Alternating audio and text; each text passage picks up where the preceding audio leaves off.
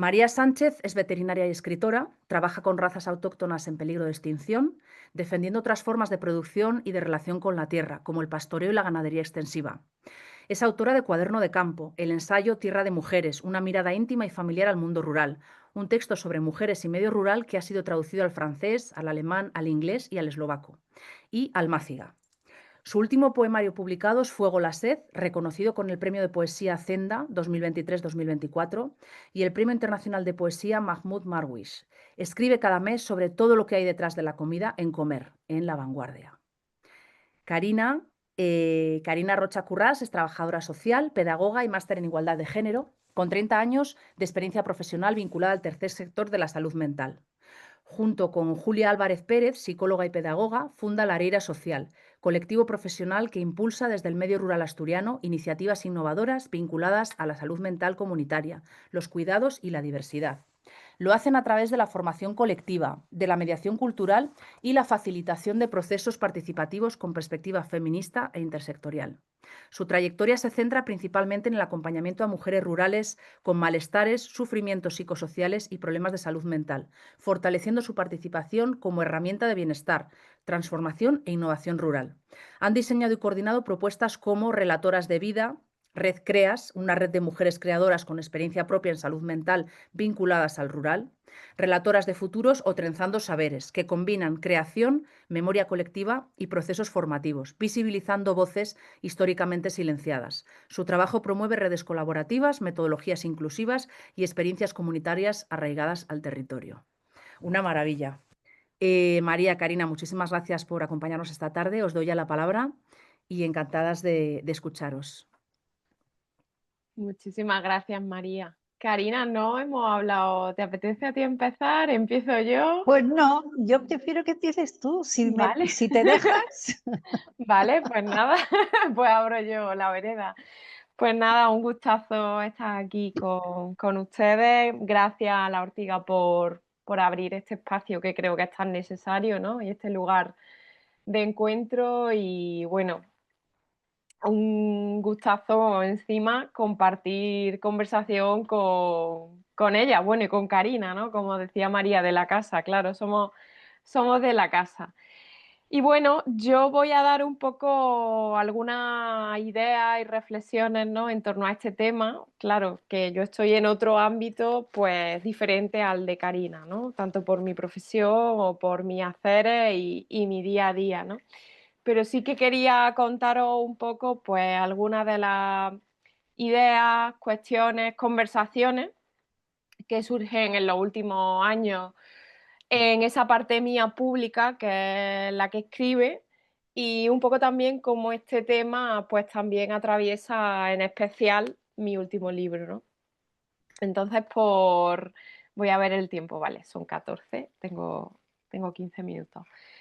Por ir enhebrando un poquito la conversación, mi último libro es un poemario que se llama Fuego la sed, que es este de aquí, luego si tengo tiempo puedo leer algún poema.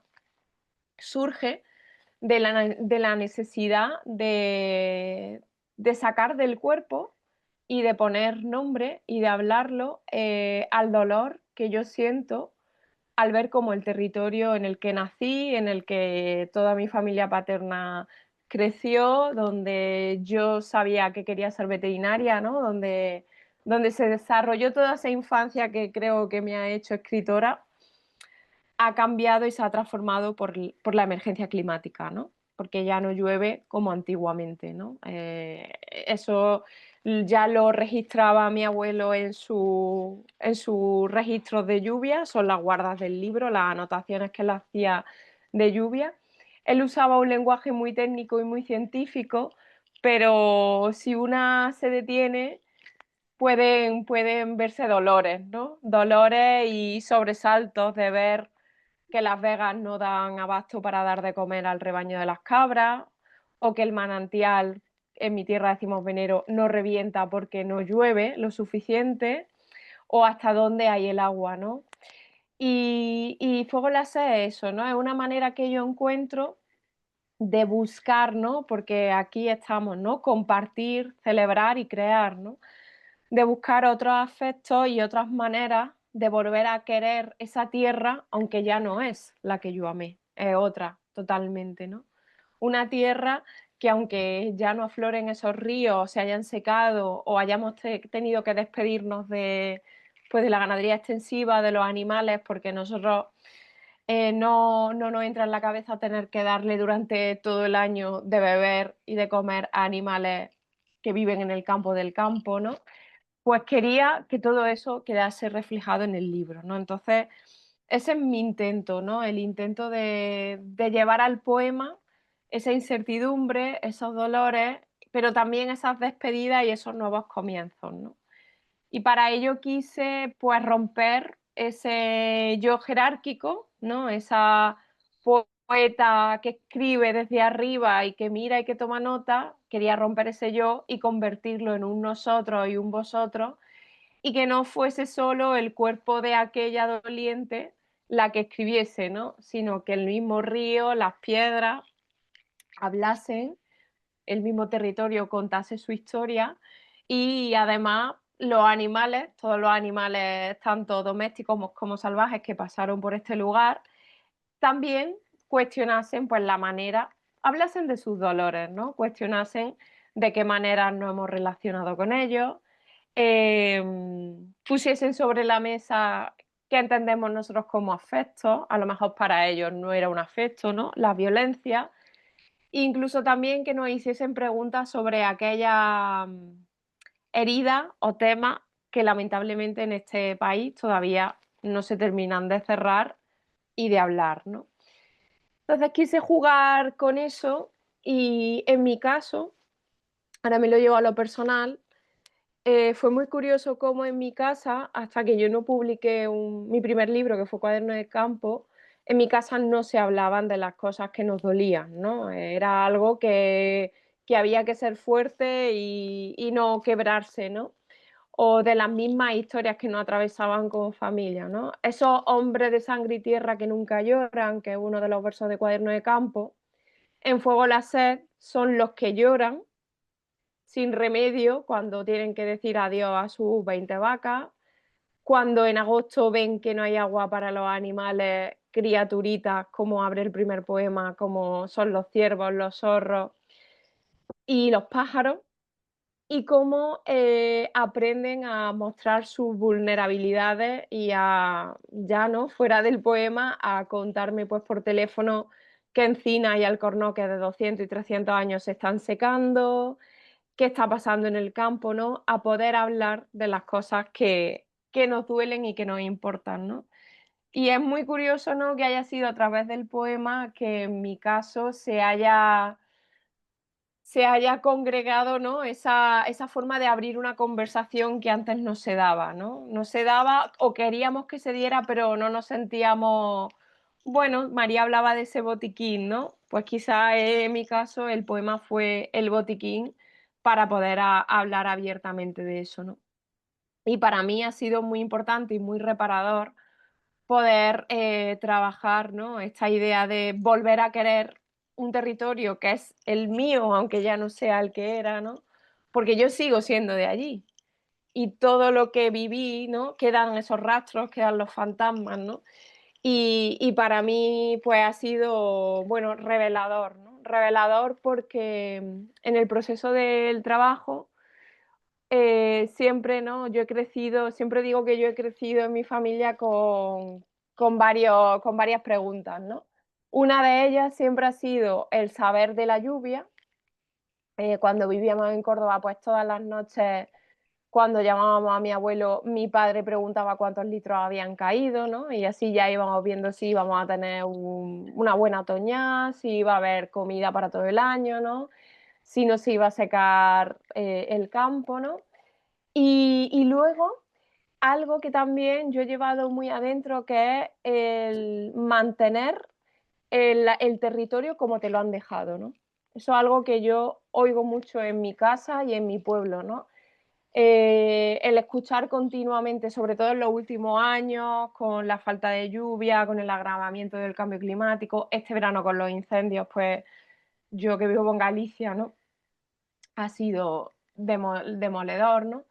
ese dolor y preocupación, incluso vergüenza, de decir, ¿cómo, no? ¿Qué diría tu abuelo, no? O qué dirían los antiguos, que eso, por ejemplo, lo dice mucho una tía mía, ¿no? ¿Qué dirían los antiguos si viesen cómo está el campo hoy, no? O sea, esa responsabilidad, si nos paramos a pensar, el saber que una tiene la responsabilidad de cuidar y de mantener algo que nos legaron, ¿no? Entonces, esa era otra de las preguntas que para mí atravesó el libro, ¿no? ¿Qué tipo de antepasada quiero ser para la gente del mañana? ¿Qué mundo quiero sembrar, ¿no? Ya sea con mis poemas, con mi trabajo del día a día, con cualquier cosa, ¿no?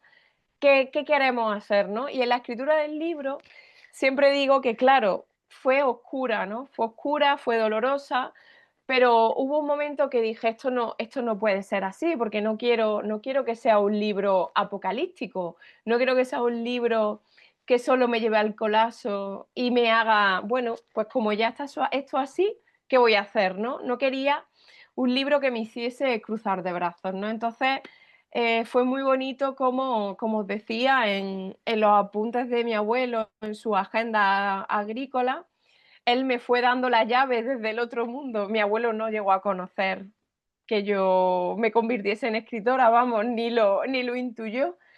Entonces, a mí me gusta pensar que él sigue teniendo esa conversación conmigo a través de las cosas que me dejó y cómo él me dio la clave, ¿no? De esa interdependencia y de quitar, ¿no? Esa jerarquía del humano, ¿no?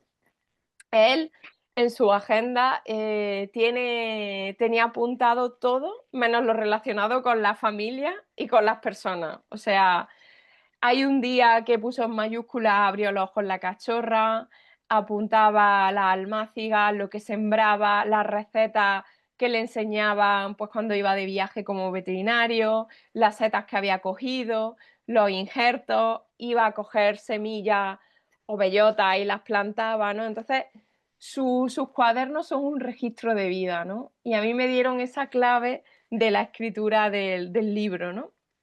También yo fui como eso, la primera hija, la primera nieta, y claro, yo corriendo fui a ver que había apuntado a mi abuelo el día que yo nací. El día que yo nací, mi abuelo apuntó, se sembraron las primeras lechugas, ¿no? Entonces me pareció maravilloso y el libro termina, ¿no? Porque él tuvo la costumbre de cada vez que nacía un nieto, plantó un frutal. El día que yo nací, mi abuelo plantó un peral chino, ¿no? Y aunque ya allí donde está el peral no hay nadie, nadie lo cuida, sigue ese peral insistiendo, floreciendo, dando frutos, aunque sean minúsculos, ¿no? Entonces, en ese empeño en florecer, con ese empeño en florecer, quise cerrar el libro y buscando esa luz, ese poder de la semilla, de la flor, del germen, me encontré pues con la portada, que para mí ya era como la manera de iluminar ese dolor que yo sentía en un principio tan oscuro, ¿no? Tan que no le veía mañana, ¿no? Que me daba miedo que solo se quedase en oscuridad, ¿no? Y claro, quise cambiar la idea del estigma, de la herida, por semilla, por brote, por germen, ¿no? Entonces, creo que es una de las preguntas que nos podemos hacer, ¿no? ¿Qué semillas llevamos con nosotras, ¿no? Porque el futuro creo que se hace a cada momento, a cada instante. Ahora mismo también estamos sembrando el mañana, ¿no? Y para mí, pues era muy importante, ¿no? Preguntarnos qué llevamos con nosotras, ¿no? O qué semillas también podemos compartir, nos pueden dar otras, nos pueden legar, ¿no? ¿Qué queremos dejar, ¿no? Y para mí era eso, ¿no? El jugar con ese buen mañana y esa buena sombra en estos tiempos que se vuelven calurosos, que se vuelven bárbaros, darle luz a esa sombra, no a una sombra que oculta y que invisibiliza, sino una buena sombra donde descansar, donde compartir y donde celebrar, ¿no? Y donde refugiarnos del calor. Y luego, bueno, tengo unos 5 minutitos. Creo que esto va a salir en la conversación, pero sí algo que creo que en estos tiempos, ¿no? De exposición y de inmediatez, yo lo que vivo, ¿no? Como persona que escribe, es tremendo la rueda en la que te subes, ¿no? desde los tiempos para escribir un libro. Yo tengo la suerte y el privilegio y el sacrificio de no vivir de mis libros, porque si intentase vivir de mis libros, bueno, pues sería muy precaria y terminaría escribiendo libros que no quiero escribir. Y yo no entiendo la escritura ni la literatura como, ¿cómo decirlo?, como un acto de producción, como rellenar un Excel. Y me cuesta mucho, ¿no?, enfrentarme a esas dinámicas que vienen muchas veces, ojo, no solo desde la industria, también desde lugares más independientes, fuera de los centros, que en los que se te dice abiertamente que si no haces X cosas, que si no escribes sobre tal cosa, se te pasa el arroz, se van a olvidar de ti, estás perdiendo el tiempo, ¿qué estás haciendo?, ¿no? Y es tremendo esto, ¿no? Porque a las creadoras se nos coloca en un lugar con fecha de caducidad y en un lugar de duda y de temblor y de miedo, ¿no? Yo tengo la fortuna y a la vez, como digo, sacrificio, porque conlleva que trabajo muchísimo y eso también afecta pues a mi salud. Por eso este año he decidido, que esta es otra de las grandes peleas, el decir no a tantas cosas siendo autónoma y mantener y defender ese no, que también es otra larga batalla.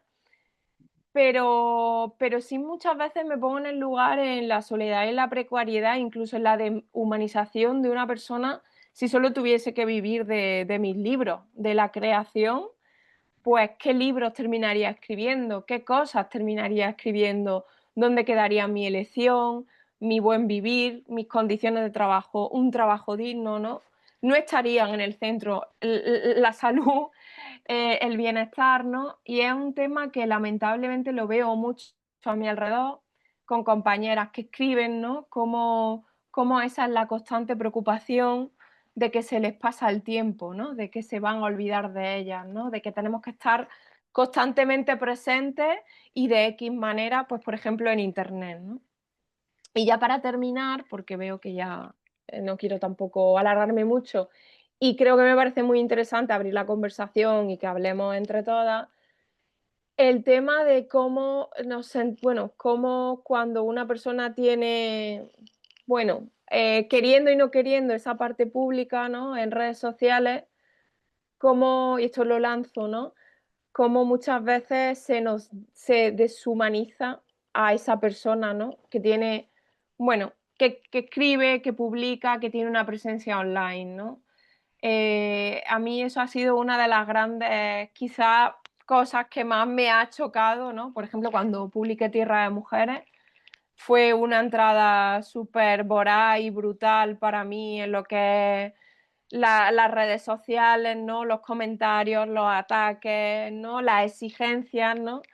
Y me sentí, nunca me había sentido así, ¿no? Me sentí que yo no era una persona, ¿no? Y cómo eso cambió por completo mi manera de relacionarme y de hablar, ¿no?, en redes, ¿no?, en internet, ¿no?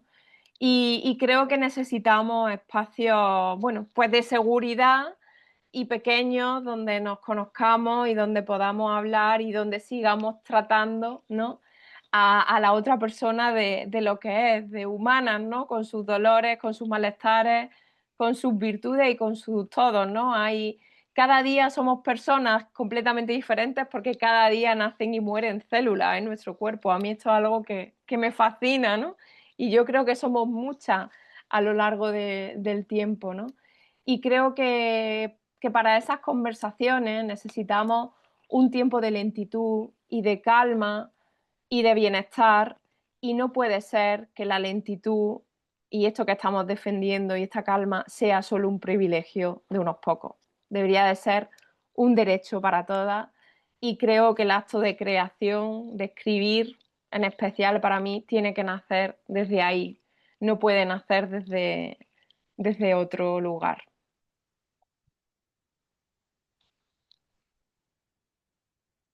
Gracias, María. Si quieres leernos un poema, tienes tiempo, ¿eh? No, yo soy una moderadora terrible. Me cargo todos los tiempos que primero digo, o sea, es decir, a mí me encantaría, yo creo que nos encantaría que nos leyeras un poema. Pues leo el principio del libro. Venga.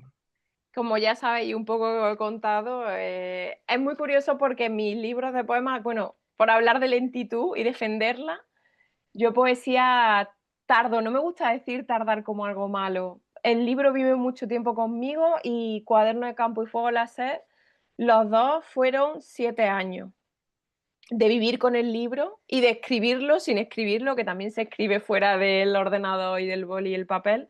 Y es muy curioso porque el primer poema de cada libro empieza en un lugar muy concreto que lo puedes señalar en el mapa, ¿no? En el mapa tanto afectivo como geográfico, ¿no? En el principio allí solo el tiempo del mortero. Era en la orilla donde aprovechaban las cavidades. Molían el cereal.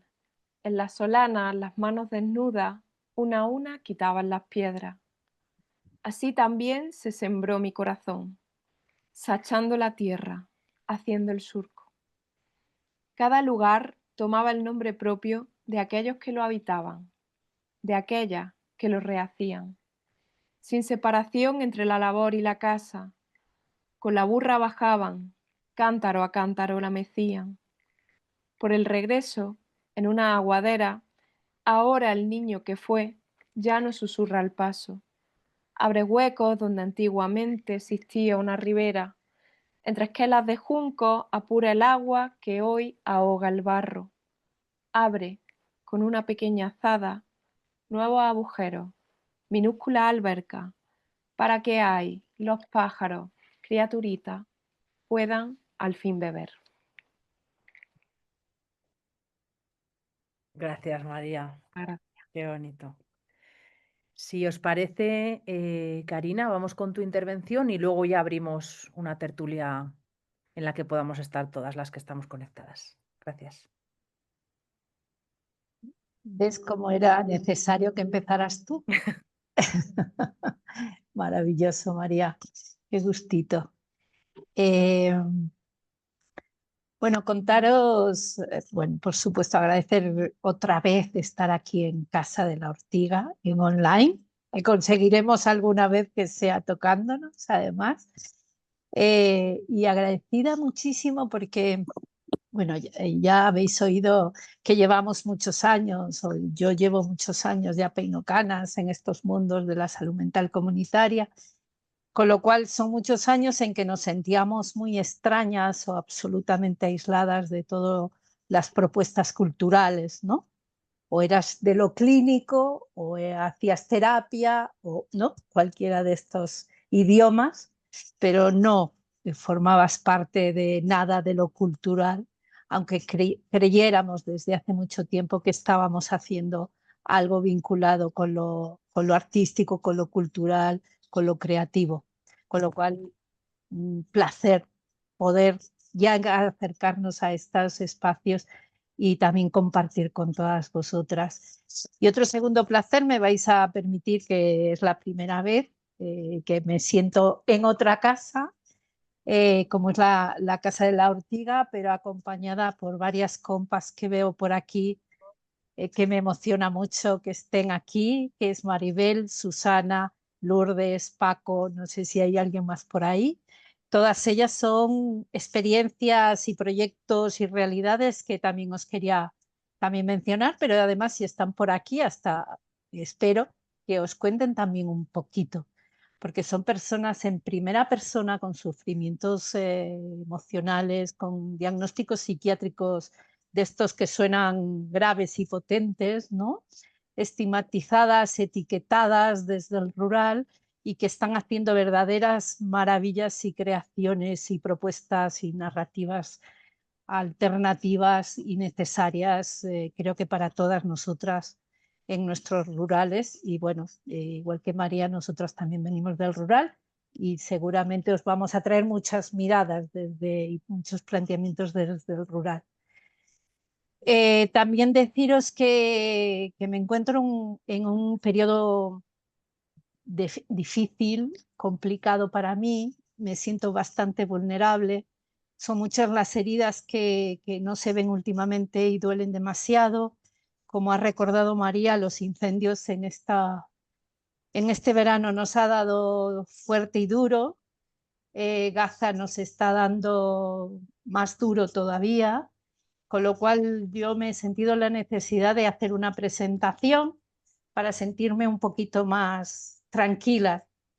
Y hoy lo necesitaba. Bien sabe quien me conoce que yo me enrollo mogollón y no era en principio necesario, pero lamento cortaros el conversatorio, pero lo he necesitado, y ya que hablamos de malestares y vulnerabilidades, yo creo que debía contároslo también, compartirlo y generar mi propio apoyo, ¿vale?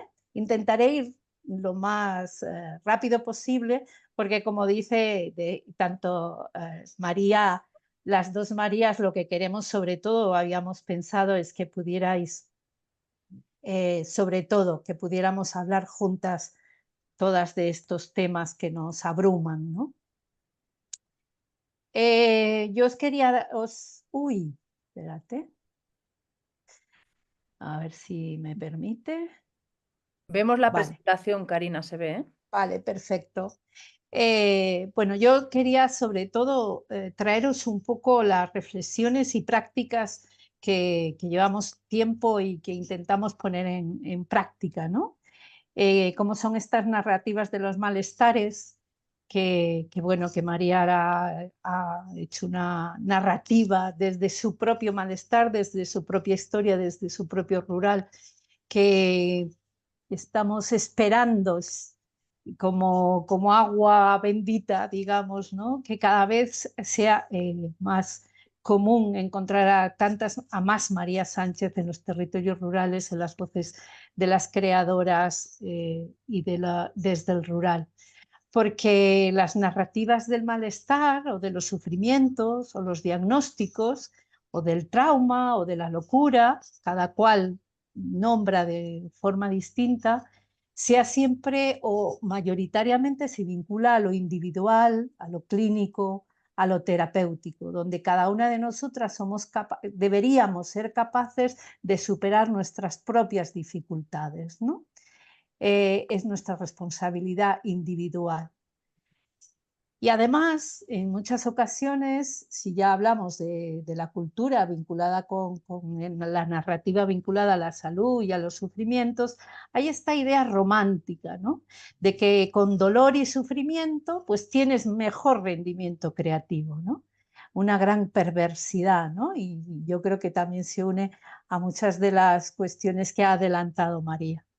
Pues resulta que no es un problema individual ni mucho menos lo que sufrimos y por lo que tenemos y sufrimos y vivimos en estos malestares, ¿no? Y estos sufrimientos, estos diagnósticos. La precariedad laboral, que ya ha comentado María, ¿no? Que los trabajos temporales, los mal remunerados, más si eres mujer o si eres mujer en el rural o si eres mujer migrante, que nosotras queremos siempre poner el foco y la llamada también a esa realidad tan aislada y tan oculta de nuestros rurales, de estas mujeres migrantes que, pues gracias a ellas estamos siendo cuidadas en los territorios rurales fundamentalmente, pero no solo. Los escasos servicios públicos, ¿no? Si vives en el rural, además lo vives como con toda la naturalidad, casi, ¿no? Como que forma parte de nuestra idiosincrasia y como tal, pues bueno, no tenemos esos servicios sociales mínimos, ¿no? El tema del transporte, etcétera, impacta multiplicado por 10.000 la situación de nuestros malestares. La exclusión, la sobrecarga, la sobreexplotación. Bueno, yo creo que son temas que a ver, no me deja pasar ahora. Creo que son todo temas que nos suenan a todas, ¿no? Y a todos. A ver, espera. Las narrativas ruralfóbicas, ¿no? Que se nos retrata como territorios atrasados, como paisajes idílicos, como que no tenemos conflictos. Esos megaproyectos eólicos, solares, agroindustriales, turísticos, que despojan a nuestros territorios de nuestros recursos, pues evidentemente todas estas cuestiones, y muchas más, son las que realmente afectan directamente a nuestra salud mental, con lo cual no es una situación realmente individual ni un abordaje individual lo que puede dar respuesta a que cómo podemos hacer juntas que nuestra vida merezca la pena ser vivida.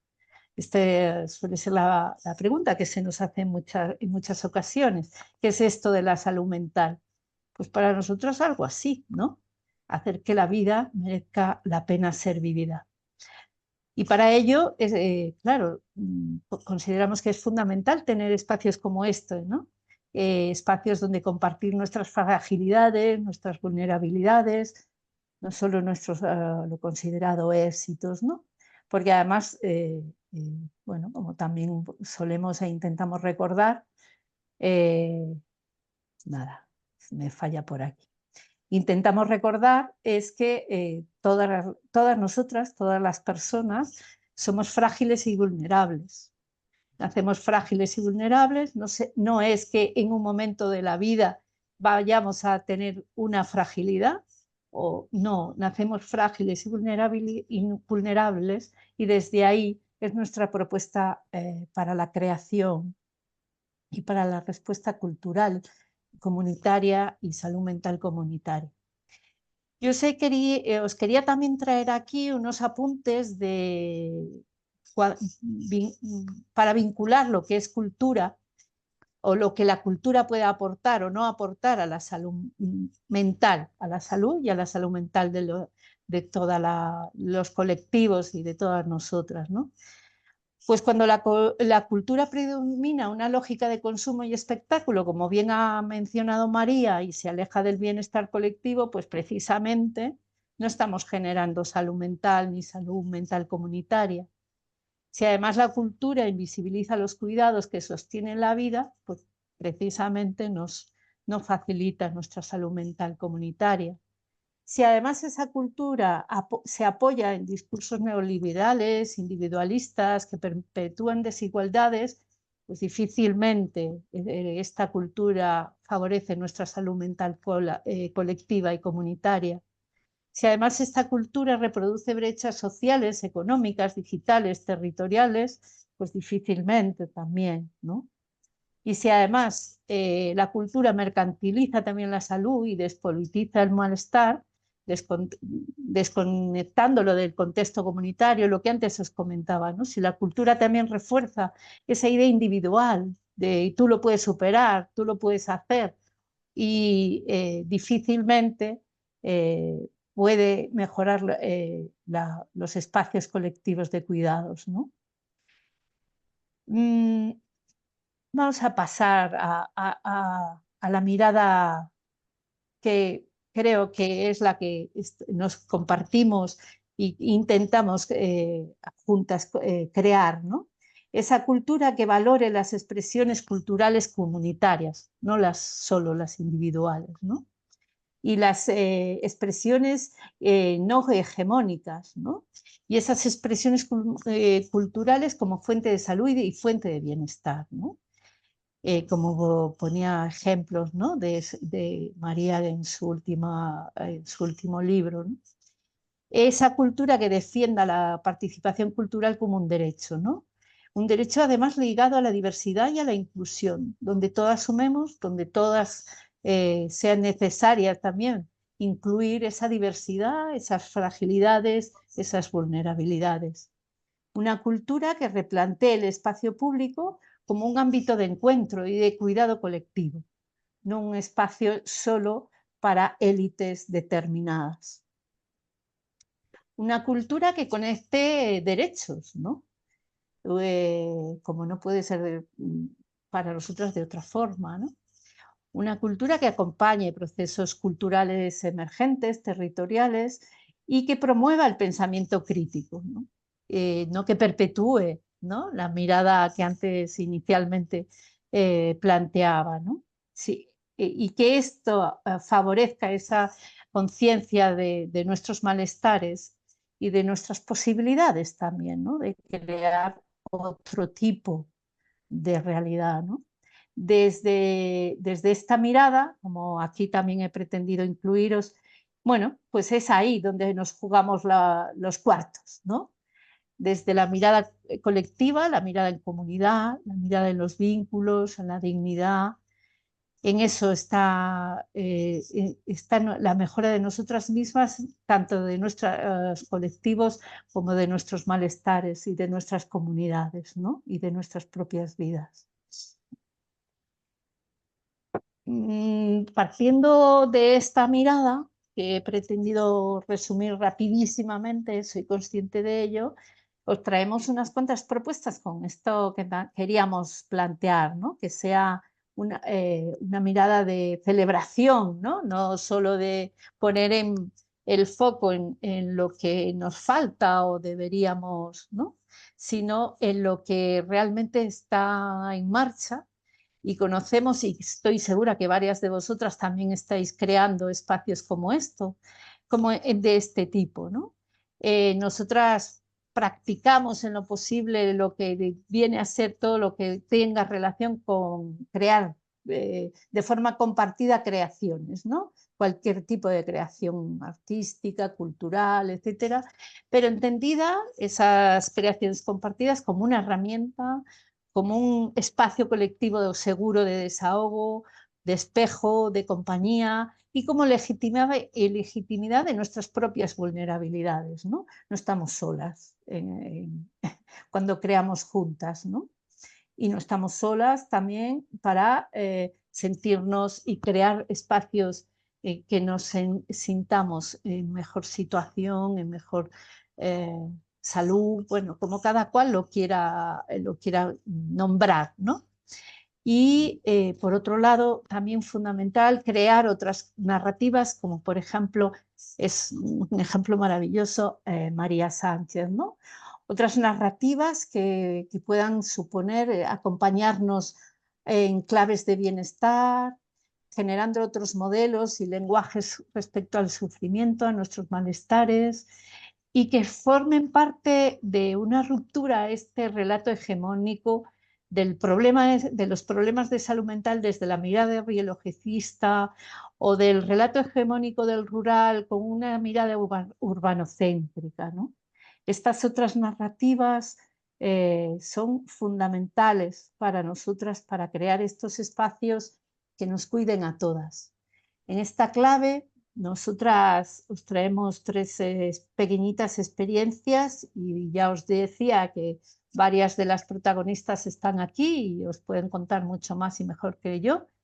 Una, lo que tiene que ver con, se llama Relatoras de Futuros, forma parte de un proyecto más amplio, pero bueno, a partir de la voz, la palabra de mujeres rurales con diagnósticos psiquiátricos relacionados con la esquizofrenia, trastornos bipolares, etcétera, es decir, con trastornos que suelen ser etiquetados de gran sufrimiento, pues ellas de forma colectiva crean con su voz, con su palabra, con su creación, que hemos ido recogiendo en varias podcasts. De ahí hay aquí varias protagonistas, relatoras de vidas, es un documental con mujeres creadoras y desde el rural extremeño y el rural catalán, que también ofrecen estas otras narrativas respecto y en primera persona respecto a los malestares y sufrimientos y diagnósticos psiquiátricos.